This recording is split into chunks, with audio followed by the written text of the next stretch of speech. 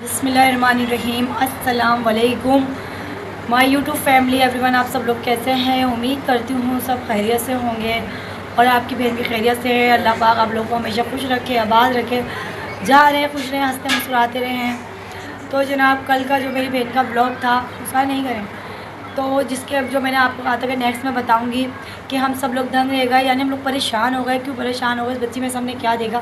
जैसे जैसे थोड़ी बड़ी होती गई बच्ची इतनी बेचैन होने लग गई, रातों को रोती थी, हंसती है तो हंसती रहेगी, रोती रोती रहेगी। तो हमें कुछ ऐसा महसूस हुआ कि पता नहीं अजीब क्या हुआ बच्ची के अंदर। तो फिर उस बच्ची को हम लोगों ने अस्पताल में दिखाया, अम्मी लेके गई बहन के साथ ही। तो भाई उन्होंने ये बात बोल दी कि बच्ची तो डॉक्टर ने देखे एब नॉर्मल है आपकी। तो उसकी माँ की तो हालत वहीं बिगड़ गई। आप जान सकते हैं, पहले पहले की औलाद, ऊपर से फिर पता चले कि वो एब नॉर्मल है तो बहुत परेशान हो गई, रोने लग गई।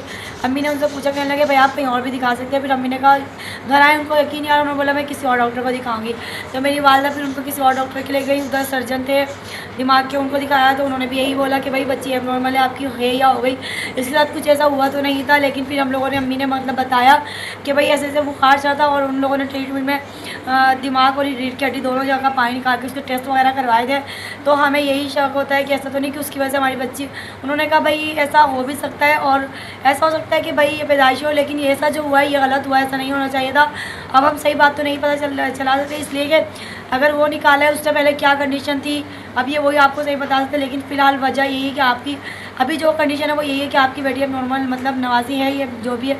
तो उन्होंने बोला हमें नवासी कहने लगे, बस ये जो एब नॉर्मल है और दुआ कीजिए कि अल्लाह पाक इसको सही कर दे, और कर भी सकता है अल्लाह के हाथ में और नहीं भी। तो बस उसकी माँ को जैसे पता चला कि 2-3 डॉक्टर को दिखा दिया तो उसकी इतनी बुरी हालत हो गई, यकीन माने वो दिन का दिन आज तक है कभी वो सुकून से ना सोई है ना खुश हुई है। हमने कभी उसके चेहरे पे एक जो माँ वाली खुशी होती है ना, एक औरत की माँ बनती है और एक औलाद होती है, क्योंकि जो कि जिसकी औलाद की ये कंडीशन हो हालत, तो वो माँ कभी खुश रह ही नहीं सकती।